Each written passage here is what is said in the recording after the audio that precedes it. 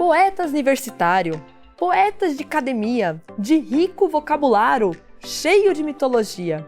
Se a gente canta o que pensa, eu quero pedir licença, pois mesmo sem português, neste livrinho apresento o prazer e o sofrimento de um poeta camponês.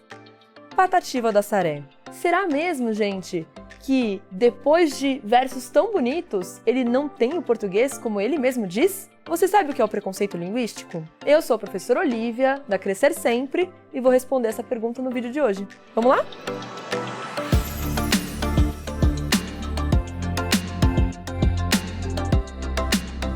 Para poder falar de preconceito linguístico, nós precisamos falar de norma culta.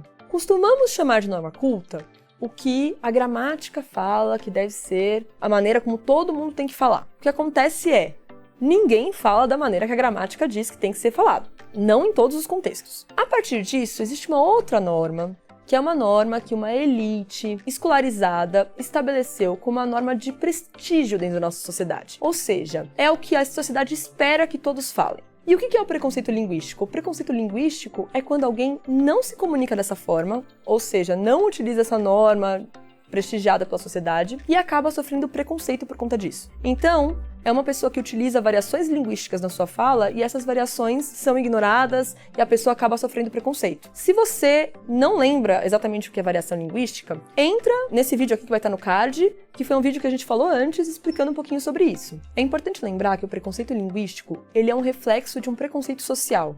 Ou seja, as pessoas que sofrem preconceito linguístico por conta dessas variações linguísticas que elas utilizam, também acabam sofrendo preconceitos de diversas formas na sociedade por diversos outros motivos. Um exemplo disso, por exemplo, é em relação à classe social. Pessoas com classes sociais diferentes falam de maneira diferente que essa norma de prestígio. E por isso acabam sofrendo preconceito. Não apenas por isso, mas por diversos outros motivos. Um outro exemplo de preconceito linguístico é a variação geográfica. Podemos lembrar da história da Juliette no BBB 21. Ela falava que muitas vezes ela era considerada burra, analfabeta, pela maneira como ela se expressava. Isso acontece porque ela vinha da Paraíba, no Nordeste, e ela sofria preconceito por conta da maneira como ela falava. Então, isso é uma forma de preconceito linguístico que ela sofria. Isso fazia com que as pessoas ouvissem ela menos ou não dessem tanto valor pro que ela estava falando. E no fim das contas, ela era silenciada, né? Então, uma pessoa não vai te escutar por conta da maneira como você fala. Isso é uma forma de silenciamento.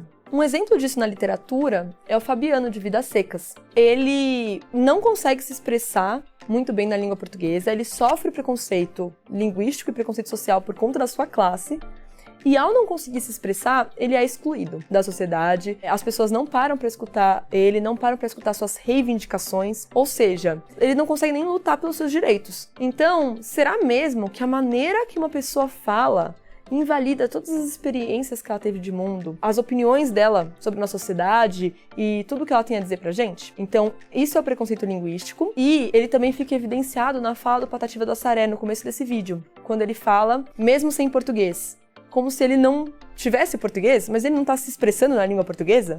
Então, ele tem sim a língua portuguesa, ele se expressa na língua portuguesa. E no final das contas, o importante da nossa língua é que a gente consiga se comunicar. E ele se comunica muito bem e artisticamente. Assim como o Patativa do Assaré se expressa artisticamente, nos próximos vídeos a gente vai falar como é que a gente pode usar variações linguísticas tanto na nossa escrita e também como elas aparecem na nossa leitura. Então fica com a gente, até a próxima aula!